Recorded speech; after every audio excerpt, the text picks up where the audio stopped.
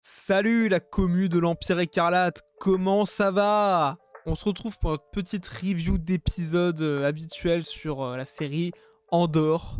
Et là, vous l'aurez remarqué, j'ai laissé passer 4 épisodes et non pas 3, tout simplement parce que c'était une série d'épisodes qui se regroupaient par 4, tout simplement. On va aller assez vite, droit au but, mais déjà pour résumer mon avis global, c'est encore 4 excellents épisodes. On passe toujours un très bon moment, la série ne faiblit pas. Vraiment, c'est de la bonne qualité constante et ça fait plaisir pour une fois. Donc pour résumer, dans les derniers épisodes qu'on avait passés en revue, on s'était arrêté au fait que la petite équipe de rebelles avait réussi leur braquage et avait réussi donc à s'évader de la planète via une sorte de pluie d'étoiles filantes, de météorites, je sais pas quoi. Andor avait... alors la moitié de l'équipage était mort, en fait au final il y avait plus que 3 survivants. L'un d'entre eux a voulu trahir les autres, Andor l'a fumé. Et ensuite il est parti de son côté en prenant juste sa part. Et voilà, on en était à peu près à là pour l'histoire d'Andor. De l'autre côté, le BSI, les impériaux, qui continuent leur track, qui commencent à comprendre que Andor est quand même une vraie menace.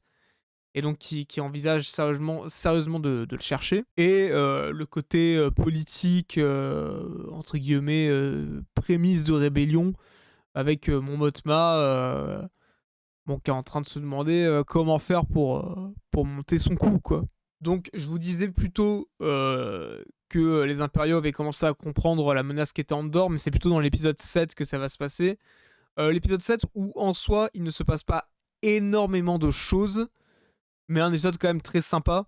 Donc pour commencer, côté impérial, on suit Karn qui est affecté à un nouvel emploi, un emploi de bureau tout simplement. Et lui, il est malheureux, ça lui va pas, il veut servir l'Empire. Et de l'autre côté, on a Miro, une impériale qui, elle, cherche aussi à prouver que... il faut un petit peu plus se pencher sur cette affaire de braquage et compagnie, que c'est du sérieux. Et donc elle va à son tour un peu entendre parler de Cassian Andor, elle va commencer à se poser des questions. Côté rebelle, c'est pas joli parce que Raël, celui qui avait un peu engagé toute l'équipe, il se dit putain, Cassian Andor il est parti dans la nature, c'était pas très malin au final que je lui ai révélé qui j'étais, va falloir le tuer. Donc il commence à demander un peu aux rebelles de retrouver Cassian Andor, pour le fumer, le faire taire au cas où, quoi. Donc là, on revient très sur cette notion, les méchants, les gentils, au final, quand il faut parvenir à ses fins, on peut être prêt à toutes les saloperies, quoi. On a Mon Mothma qui reçoit lors d'un dîner chez elle un ancien ami à elle qui est banquier et qui va donc lui demander de l'aider à commencer à monter son coup, déjà en sortant des fonds, en contactant des personnes importante dans le milieu pour l'aider. Et de l'autre côté, Cassian Andor qui revient sur Ferrix, sa planète, pour essayer de convaincre, je me rappelle plus comment elle s'appelle, mais sa mère adoptive de partir avec lui, mais elle va refuser, disant que elle, c'est une vraie rebelle et qu'elle veut rester sur la planète pour lutter, pour montrer qu'elle a pas peur. Donc Cassian Andor va finir par accepter son choix et partir seul. Cependant, alors qu'il pensait pouvoir se la couler douce, il est malencontreusement au mauvais endroit au mauvais moment, et il se fait arrêter par les impériaux qui, sans même n'avoir aucune preuve de sa culpabilité par rapport à une fuite de voyous, quoi, entre guillemets, il va se faire condamner à 6 ans de prison, sans raison. Juste il s'est fait arrêter, 6 ans de prison. Donc ça, c'est le résumé en gros de l'épisode 7. Il y a pas vraiment plus de choses à raconter là-dessus. C'est un épisode qui est assez calme, qui pose les bases de la suite. Encore une fois, on est vraiment sur une structure d'étages, quoi. Il y a une fondation au niveau des épisodes pour arriver au sommet du truc.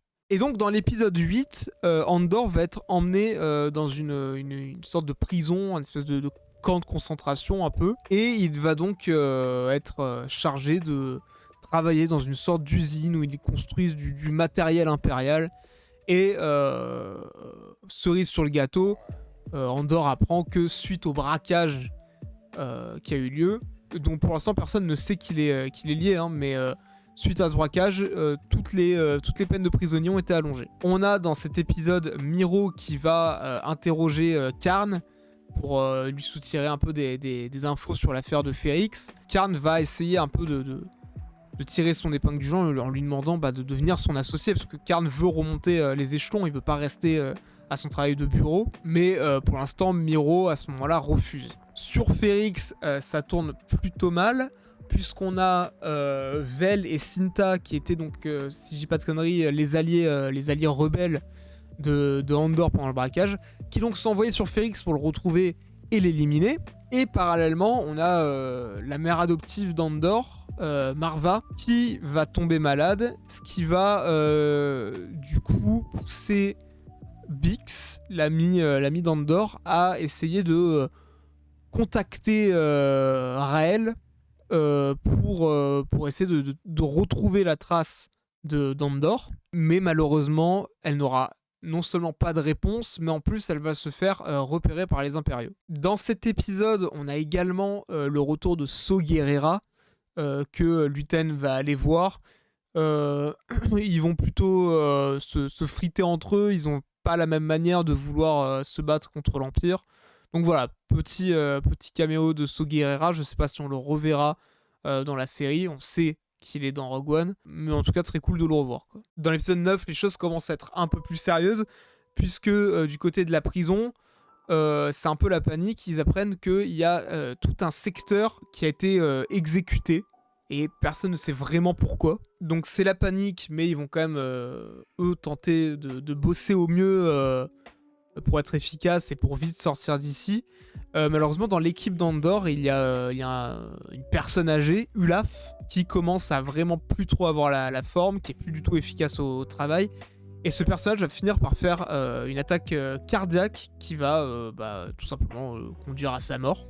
Et le médecin qui va venir euthanasier paisiblement Ulaf va révéler qu'il est au courant de ce qui s'est passé dans le fameux secteur où tout le monde s'est fait exécuter. En fait, ce qui s'est passé, c'est que suite à une erreur de la part de l'administration, un prisonnier qui avait été censé être libéré après avoir purgé sa peine va être renvoyé dans le secteur en question. Et c'est là où ils vont comprendre que en fait on n'est pas vraiment libéré dans cette prison, on est juste attribué à un nouveau secteur. Donc suite à cette erreur où tout le secteur va comprendre la manigance, le mec va tout simplement être... tout le secteur va être exécuté pour faire taire les bruits. À ce moment-là, Kino, qui est le chef de service du groupe de Andor dans la prison, va réaliser que suivre le protocole pour bien se faire voir et attendre la fin de sa peine, ça ne sert à rien, et il va s'allier à Andor dans son plan d'évasion. De l'autre côté, sur Ferrix, on a donc Bix, l'ami d'Andor, qui se fait torturer à l'aide d'un espèce de casque à ultrasons bizarre. Bref, elle se fait salement torturer, mais visiblement, elle ne révèle rien de spécial. En tout cas, pour l'instant, on ne le sait pas. Mais le BSI va cependant capturer un pilote rebelle qui va leur révéler certaines informations. Évidemment, c'est trop dangereux de garder un prisonnier, donc ils vont décider de l'exécuter et de faire passer ça pour un simple accident. On découvre dans cet épisode que Vel est la cousine de Mon Mothma, suite à un dialogue, et donc qu'elle complotent plus ou moins ensemble.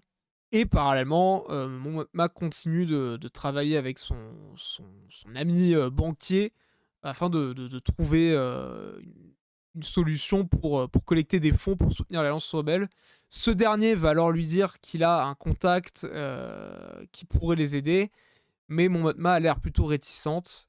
Et on découvre donc dans l'épisode 10 cette personne qui va accepter d'aider Mon Mothma à une seule condition, que la fille de Mon Mothma accepte d'épouser le fils de ce personnage. Mon Mothma va refuser, et le mec en question va donc se barrer. Et pour l'instant, on ne sait pas encore quelle décision va vraiment prendre Mon Mothma. Toujours dans l'épisode 10, dans la prison, les choses commencent à se mettre en place. Kino, donc le chef du secteur, explique à tous les autres prisonniers que ils ne finiront jamais de purger leur peine et que c'est soit ils acceptent de crever en obéissant à l'Empire, soit ils risquent leur vie, mais pour enfin être libres. Et ils vont commencer à mettre en place leur plan. Leur plan qui va consister à attendre que le prisonnier remplaçant Dulaf arrive pour provoquer une sorte de fuite d'eau et un court-circuit afin de pouvoir s'attaquer aux gardes, car Kino connaissait le nombre de gardes par secteur. Il n'était qu'au nombre de 12, il me semble.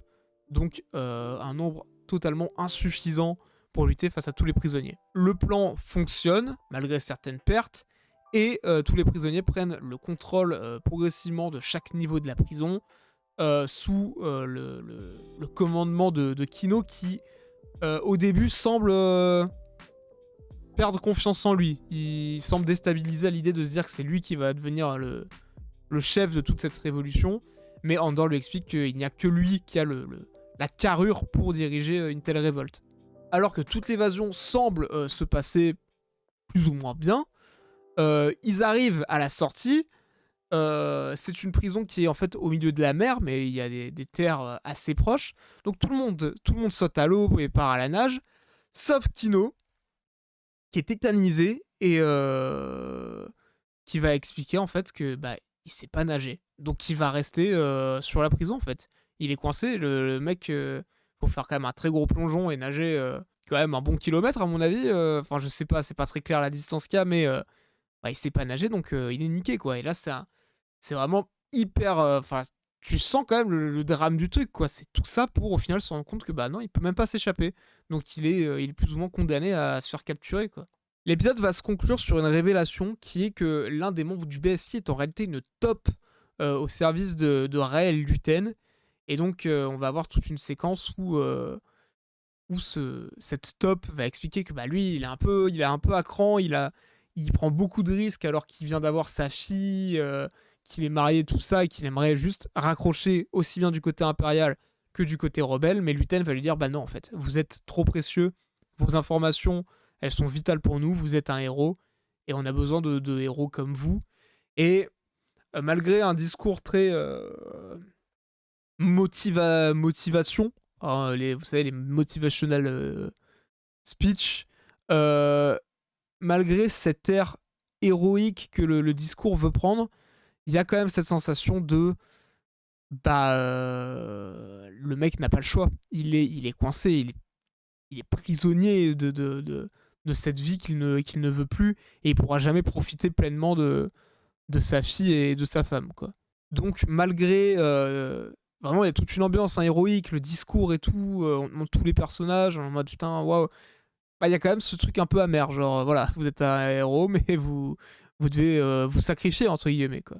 Et l'épisode se conclut sur un dernier plan de Cassian Andor et l'un des autres prisonniers qui arrivent à s'échapper sur les terres de la planète sur laquelle ils sont, quoi. Et fin de l'épisode. Donc voilà, j'espère que j'ai été assez clair dans mon résumé de ces 4 derniers épisodes.